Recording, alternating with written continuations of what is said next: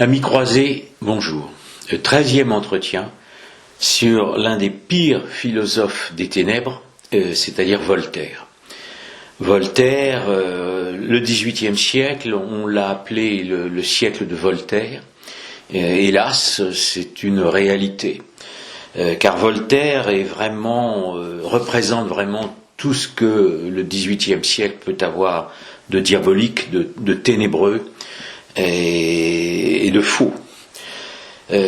Avec Voltaire, la marche vers la révolution s'engage, révolution qui sera anticatholique, puisque Voltaire est un ennemi acharné, n'est-ce pas, du catholicisme, c'est un anticléricalisme primaire. Et puis aussi, n'oublions pas, Voltaire est un des grands ancêtres des droits de l'homme, et les droits de l'homme seront affirmés contre Dieu, ce qui n'est pas une hypothèse théologique, puisqu'après 2 siècles de civilisation, entre guillemets, des droits de l'homme, le christianisme est en voie d'éradication à cause du mondialisme. Donc Voltaire est un ennemi de l'Église, est un ennemi du Christ, est un ennemi de Dieu. Et il est très représentatif de ce siècle que j'appelle donc le siècle des ténèbres, et qui est défaussement des lumières, pardon si je l'ai déjà dit dans d'autres entretiens, mais la vraie lumière vient de Dieu, et les lumières du XVIIIe sont celles des initiés du diable.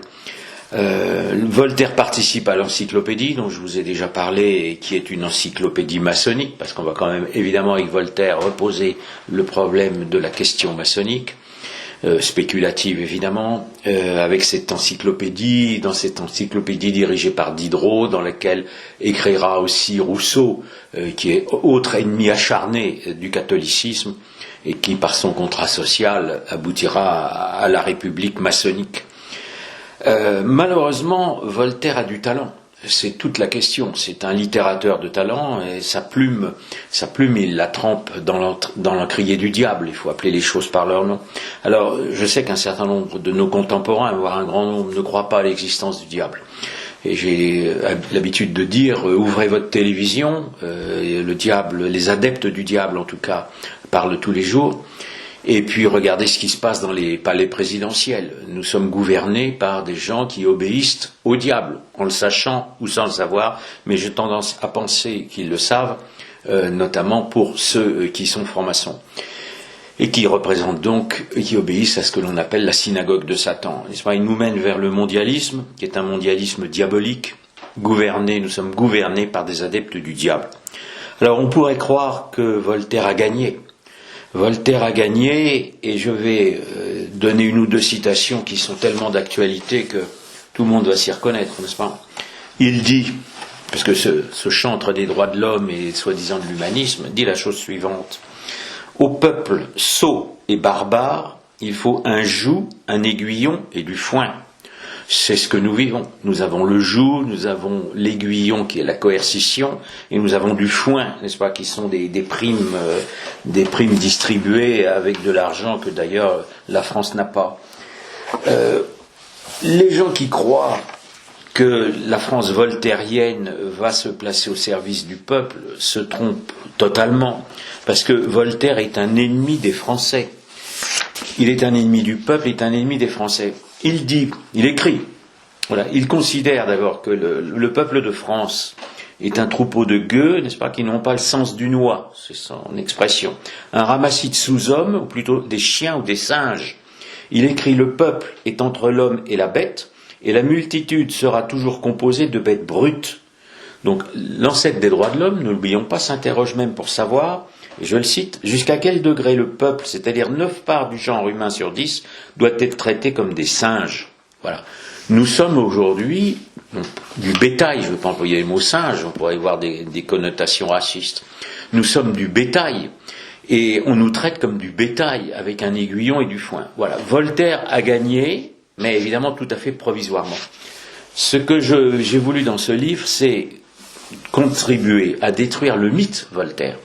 comme si Voltaire était un grand esprit français et avait apporté à la France. Alors le siècle de Voltaire, c'est le siècle de l'imposture du rationalisme philosophique, de l'imposture des Lumières. Donc Voltaire lui-même est un imposteur de la raison. Pour lui, la raison est matérialiste. Alors, il critique relativement Descartes, parce que Descartes avait encore recours à un sujet pensant, mais pour lui, la raison est dans la matière. Moi, je ne connais pas une matière qui raisonne ou une matière qui pense. C'est pas la pensée, elle est dans l'être, elle est dans Dieu et elle est dans l'être humain. Et sa philosophie, qui est piètre d'ailleurs, se caractérise par un refus de la métaphysique. Alors, quand on refuse la métaphysique, on fait de la métaphysique sans le savoir.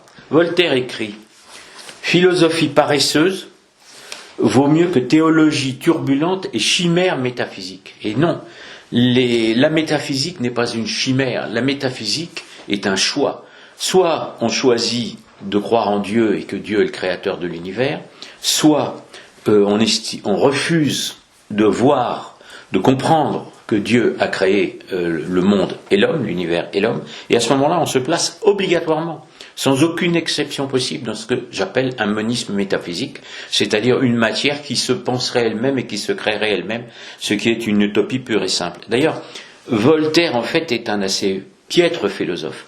Il n'invente pas grand-chose.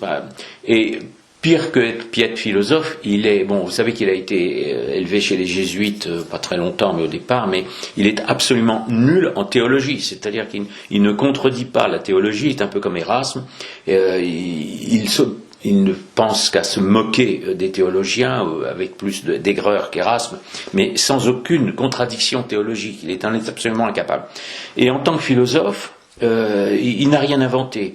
Le plus grand philosophe, si on peut s'exprimer ainsi en France, c'est Diderot, dont je vous ai parlé, mais qui est nuisance, mais qui est quand même un philosophe. Voltaire lui-même est plus un littérateur, c'est pas qu'un philosophe.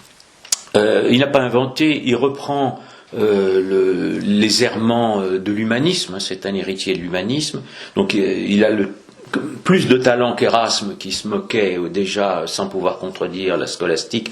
Il a un talent, il est sarcastique, bon, ça tout le monde le sait, et Musset l'a très bien décrit en l'appelant l'homme au hideux sourire, n'est-ce pas?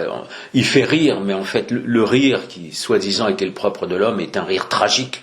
Donc en fait, Voltaire n'est pas drôle du tout. Il est méchant, mais il n'est pas drôle. Et il est l'héritier en France de Locke, de Newton, évidemment. Et il va être un déiste dans la lignée de la franc-maçonnerie, dont le déisme remonte à Newton. Et le déisme de Voltaire, qui va abandonner quasiment pour l'athéisme sans l'avouer, est un déisme qu'il tient aussi d'un franc-maçon anglais qui s'appelle Bolingbroke. Et quand Bolingbroke, qui sert les jacobites, mais Voltaire va servir à la fois les hanovriens et les jacobites, comme je vous l'ai déjà expliqué, et le dieu de Voltaire, n'est-ce pas, va être le fameux horloger, l'architecte. Il appelle son dieu l'architecte. Or l'architecte, c'est le grand architecte de l'univers. C'est pour cela, c'est parce qu'il ignore la vraie raison, c'est-à-dire celle qui avait été offerte par la scolastique et le Christ, qu'il est un imposteur de la raison et qu'il est aussi un imposteur de la tolérance. Voltaire est représentatif de ce que peut être un franc-maçon anti-catholique, même sans l'avouer. La franc-maçonnerie usurpe la tolérance puisqu'elle a été établie contre le catholicisme pour détruire le catholicisme.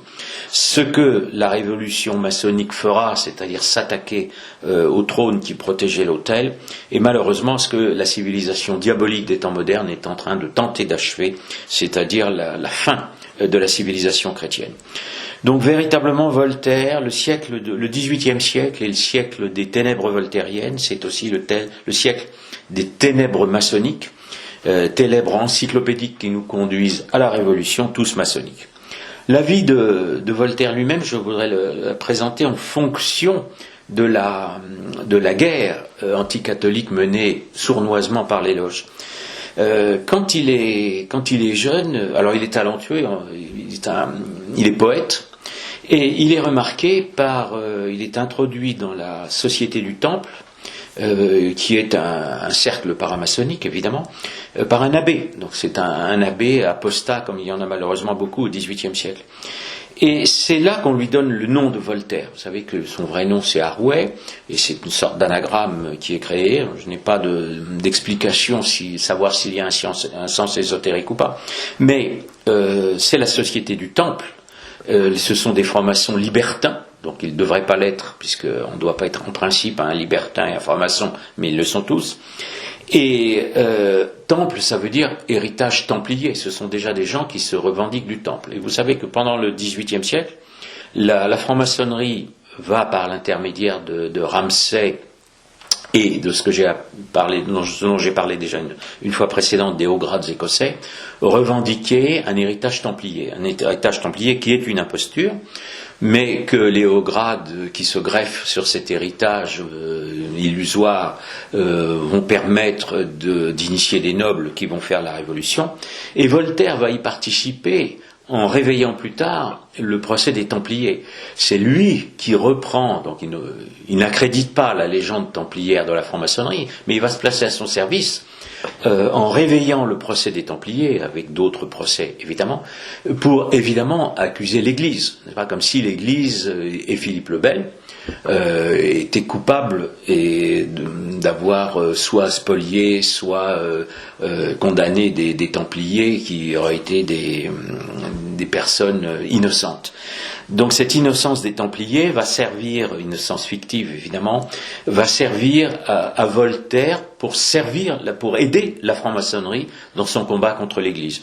Un exemple très simple, c'est que dans les rituels maçonniques, vous avez un certain nombre de gens qui sont désignés comme les deux abominables. Les deux abominables, ce sont le roi et le pape, et que lorsque Louis XVI sera arrêté par la Révolution, il sera enfermé à la tour du Temple, et les francs-maçons défileront en tablier maçonnique devant la tour du Temple en disant « vengeance est faite ». Donc si vous voulez, Voltaire participe à cette mythologie qui va permettre la vengeance fictive, mais la vengeance contre le roi de France. Le personnage lui-même qu'on vous présente comme quelqu'un qui veut le progrès de l'humanité est quelqu'un d'abord de très intéressé. Voltaire est un homme d'argent, ce qu'on oublie souvent de dire.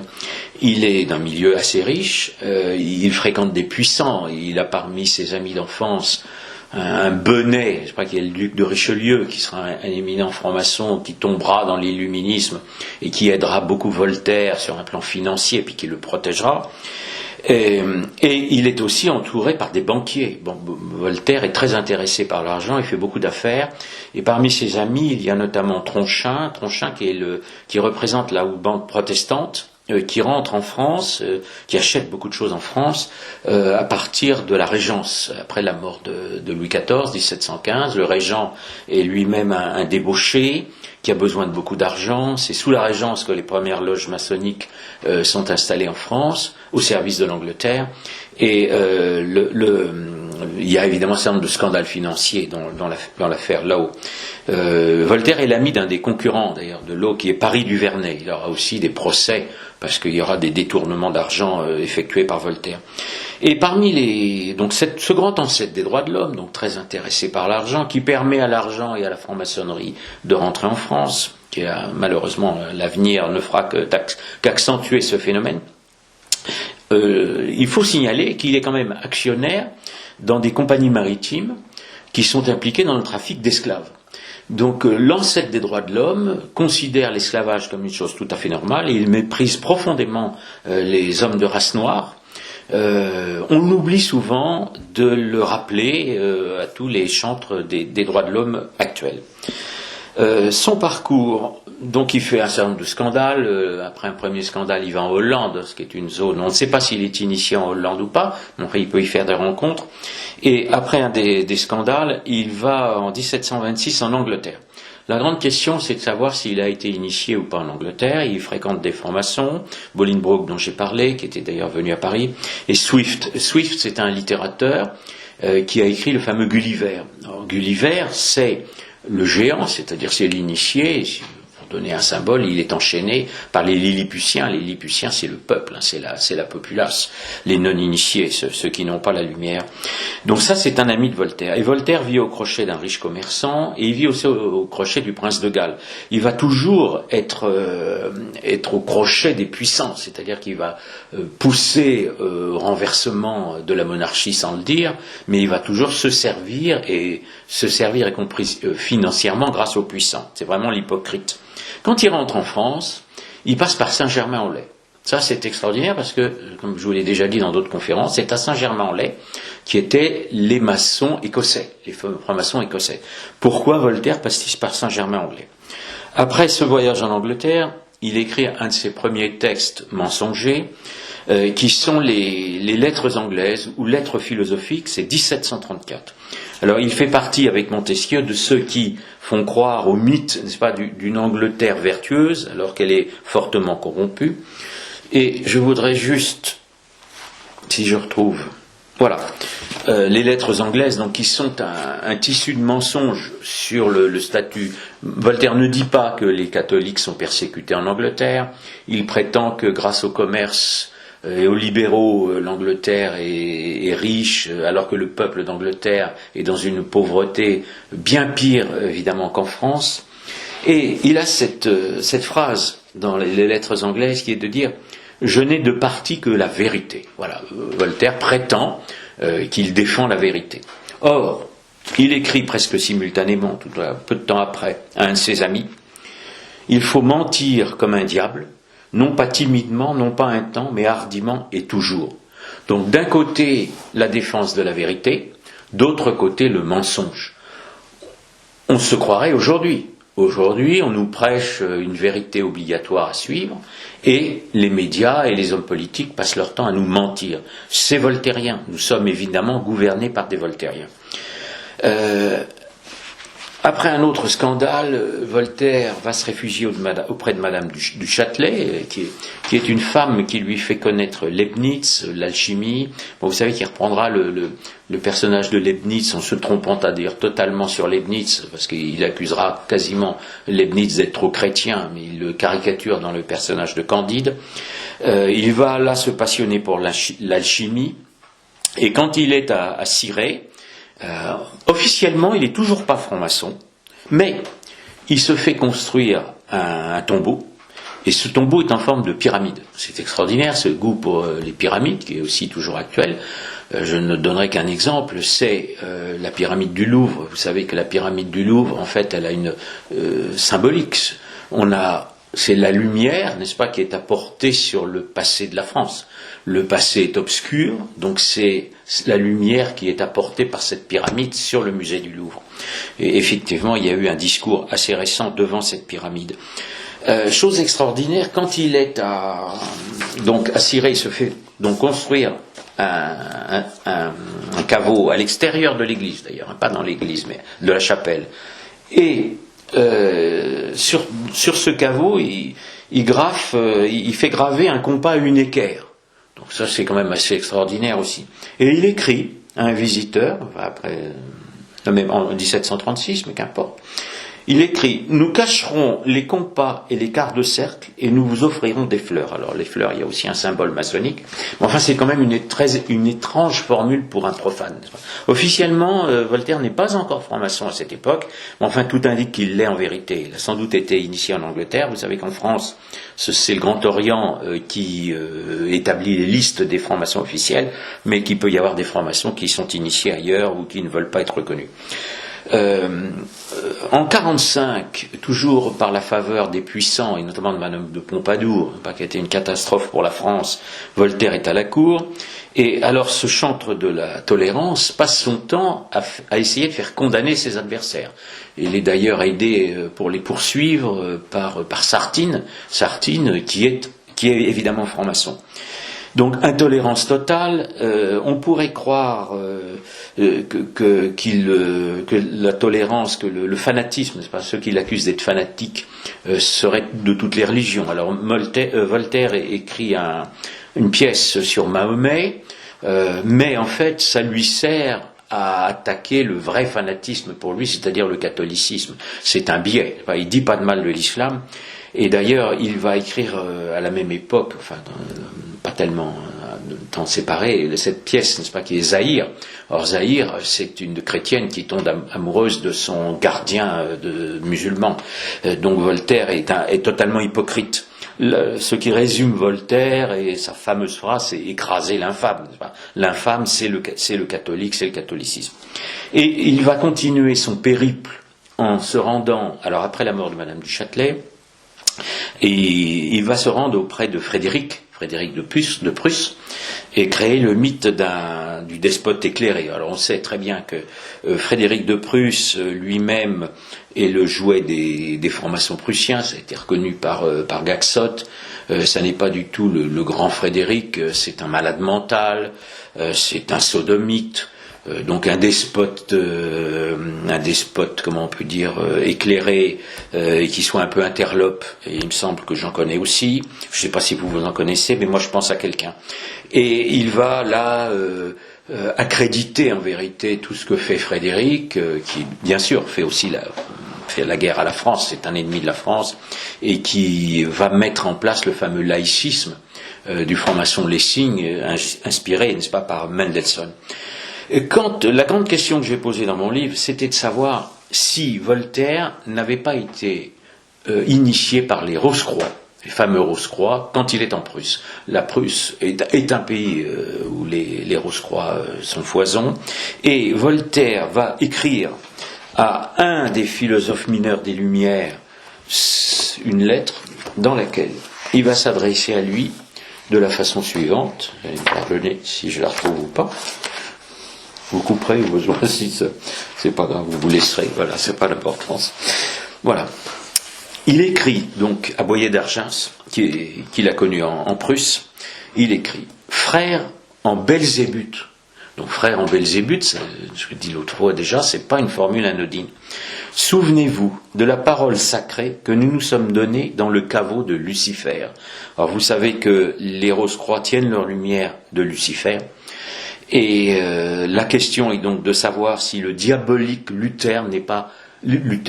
diabolique Voltaire n'est pas lui-même devenu un Rose-Croix.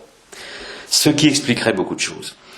Quand il est donc en Prusse, les despotes ont leur caprice, donc il finit par partir. Et il faut comprendre qu'il a toujours flatté les puissants, mais qu'il a toujours méprisé les humbles. Il écrit d'ailleurs à un de ses amis, mépriser le genre humain. Donc le grand ancêtre des droits de l'homme méprise le genre humain. Lui-même est un personnage absolument épouvantable. Après la Prusse, il va à Genève, c'est pas le paradis calviniste. Et vous savez que sa propriété qui s'appelait Saint-Jean, il change le nom, il l'appelle les Délices. Enfin, c'est le choix hédoniste, mais c'est quand même extraordinaire qu'il ait débaptisé une propriété qui s'appelait Saint-Jean.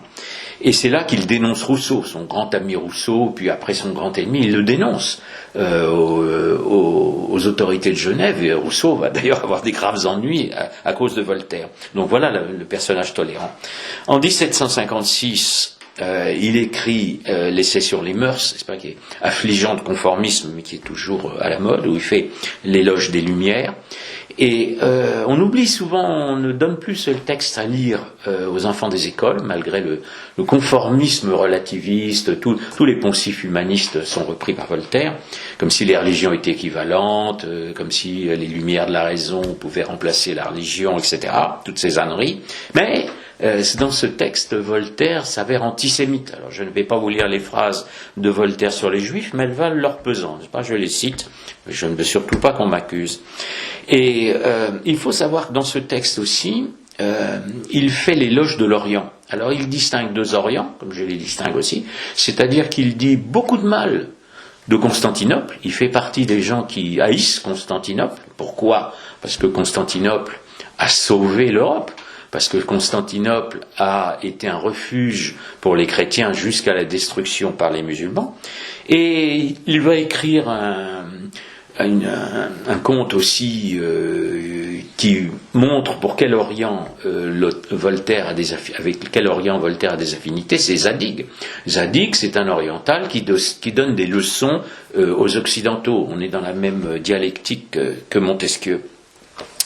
Ce personnage qui voudrait se présenter comme quelqu'un d'adepte de la tolérance, de la raison, lui-même, sur un plan personnel, est un personnage absolument odieux. C'est-à-dire, il est odieux dans la société, puisqu'il poursuit ses adversaires, mais aussi dans la vie privée, ce qu'on ignore souvent. Par exemple, il crache à la tête du personnel. Il lit le courrier des employés. Il pique des crises de colère si jamais il perd au jeu ou si on le contredit. Et puis, pour vous montrer la moralité, n'est-ce pas, de ce héros des Lumières, il a aussi une relation avec sa nièce. Alors, sa nièce, une relation sexuelle, appelons les choses par leur nom, et sa nièce se laisse faire parce qu'elle attend l'héritage, évidemment, parce que Voltaire a beaucoup d'argent. Vous voyez, on est vraiment dans un milieu très très bien, qui peut nous donner des leçons, n'est-ce pas, on se croirait encore une fois aujourd'hui. Quand il devient à ce moment-là, il est à Ferney, après 1760, et il devient ce qu'on appelle le patriarche de Ferney, où il va recevoir tous les ennemis du catholicisme d'Europe, dont des illuminés. Alors j'avais déjà parlé d'un illuminé qui était avec Voltaire à l'Académie et qui était Villermoz, mais Voltaire va aussi recevoir à Ferney, il va recevoir beaucoup de rationalistes, évidemment, beaucoup de philosophes athées, mais il va aussi recevoir le duc de Brunswick qui va être un des principaux illuminés de ce qu'on va appeler la stricte observance templière. Donc on est dans cette mythologie templière maçonnique qui va permettre d'embrigader des nobles et de les mener vers la Révolution. Voltaire participe à ce véritable complot. Il va écrire en 1763 à Ferney, donc le fameux traité sur la tolérance. Donc là, c'est pas la peine de dire que c'est tout toléré sauf le catholicisme. On reste évidemment dans l'écraser l'infâme, qui est sa vraie doctrine. Il aura des propos en disant que on peut étrangler des jésuites avec les boyaux des jansénistes. Enfin, il appelle au massacre qui auront lieu évidemment pendant la Révolution. Et il écrit aussi en 64 le dictionnaire philosophique, qui est un résumé de tous les poncifs, n'est-ce pas, progressistes, matérialistes, enfin toutes ces stupidités, toutes ces inepties, toutes ces utopies meurtrières qui vont déchaîner la violence pendant les 2 siècles qui vont suivre. Ne l'oublions pas. S'il y a eu 200 millions de morts au XXe siècle, Voltaire en est quelque peu responsable, la Révolution encore plus. Et puis, pour finir cette vie, il va officiellement devenir franc-maçon et rentrer dans la fameuse loge des 9 sœurs, n'est-ce pas? Vous savez que le Grand Orient est donc créé en 72, Voltaire va les 9 sœurs en 76, et Helvétius, n'est-ce pas, en est le vénérable, donc qui avait participé à l'encyclopédie, et quand il est initié, quelque temps avant sa mort, donc il choisit la synagogue de Satan avant de mourir, n'est-ce pas, et il va être initié donc aux 9 sœurs, ce qui fera un peu scandale d'ailleurs à l'extérieur. Et chose extraordinaire, on ne lui a pas mis le bandeau. Alors, je ne vais pas citer, je cite dans mon livre un dictionnaire maçonnique qui nous explique bien qu'on ne lui a pas mis le bandeau. Mais si on ne lui a pas mis le bandeau, c'est parce qu'il avait reçu la lumière avant. Donc en vérité, Voltaire a donc très probablement été initié en Angleterre dès les années 25-26, et toute sa vie, hypocritement, il a servi la cause de la révolution maçonnique sans le dire, et en poussant évidemment à l'anticatholicisme. Quand il est mort, donc en 78, il a d'ailleurs regretté de mourir trop tôt pour voir la révolution à laquelle il appelait, et pendant la révolution, Voltaire va être le premier à rentrer au Panthéon. Le Panthéon, cimetière des héros maçonniques, entrer pas véritablement, parce qu'en fait, Mirabeau va y rentrer, puis on va le ressortir, pour X raisons. Mais Mirabeau illuminé, mais qui aura un peu servi le roi, donc on le sortira. Et Voltaire puis Rousseau vont être les 2 premiers à y rentrer. Alors le Panthéon, est une profanation de l'église Sainte-Geneviève. Sainte-Geneviève qui avait empêché la France d'être envahie par les initiés orientaux et les orientaux de l'époque, qui étaient les uns. Et c'est une véritable profanation d'une église, c'est un scandale. Donc je pense que si un jour la France est libérée, il faudra rendre Sainte-Geneviève au culte catholique, évidemment. Il faudra moult exorcistes. Le Panthéon est le cimetière des héros et malheureusement héroïnes maçonniques. C'est un passage. Tout le monde n'est pas franc-maçon, mais enfin, malheureusement, la dernière entrée, cette pauvre danseuse qu'on exploite à des fins politiques, avait été embrigadée par les loges. Je suis sûr que tout le monde le sait. C'est officiel. Si on fait le bilan, n'est-ce pas, de la carrière de Voltaire, le maître de ce siècle des ténèbres, il s'agit d'une véritable inversion des valeurs, c'est-à-dire que le rationalisme est devenu la folie moderne, la liberté est perdue puisque la liberté n'est offerte que par l'incarnation, etc., etc. Juste encore une citation que j'avais notée ici. Oui. Si on fait ce bilan, c'est l'une des pires idées fausses qu'il ait pu mettre dans la tête des Français, parce qu'en fait il a fait passer le faux pour le vrai. Voltaire a ce talent qui lui a permis de tromper. Il a enfermé les Français, l'esprit voltairien dont on se vante, c'est l'ignorance, n'est-ce pas, qui est une prétention de savoir, c'est une illusion totale. Donc on peut dire que le terror, lui-même quand il était à l'Académie française ou par l'intermédiaire de d'Alembert a fait régner une véritable terrorisme intellectuel. Donc la dictature intellectuelle contemporaine, elle prend modèle de ce qu'a fait Voltaire. Et l'une des idées fausses, n'est-ce pas, les pires qu'il a pu introduire dans les esprits des Français, c'est que Saint Augustin disait croire pour comprendre. Voilà. On ne peut avoir une intelligence intelligere que grâce à la révélation, donc il faut une part d'accepter que l'homme, n'est-ce pas, reçoive la révélation de Dieu et qu'il ne se prenne pas pour un Dieu. Et le pire avec Voltaire, c'est croire ne pas croire pour ne plus comprendre, parce que à partir du moment où on refuse la révélation, on croit qu'il n'y a pas de Dieu, donc on rentre dans un irrationalisme, et à ce moment-là, on ne peut plus comprendre le réel, et le réel ressurgit. Donc j'espère qu'un jour, les Français comprendront que Voltaire n'est pas du tout le représentant de l'esprit français, mais de l'esprit anti-français. C'est évidemment d'une actualité totale, puisque la République, n'est-ce pas, qui nous brime, que nous subissons aujourd'hui est la République des Lumières, comme l'a très bien appelé Adrien Abozy. Elle est phagocytée par l'anti-France, puisque l'anti-France est à notre pouvoir, est au pouvoir. Et j'espère que grâce à la croisade culturelle et aux événements, parce que le réel va reprendre le dessus, que la France sera libérée des forces occultes et de leurs collabos, et je reprendrai aussi la formule du feu Serge de Becquet, les co-allabos, puisqu'ils en font partie. Et donc la libération de la France aura lieu un jour, et je pense aussi qu'elle sera peut-être suivie d'une épuration. Je pense qu'il faut faire renaître la fille aînée de l'Église. Et pour ça, je rappellerai à tout le monde notre combat. Nous sommes des croisés. Je vous remercie.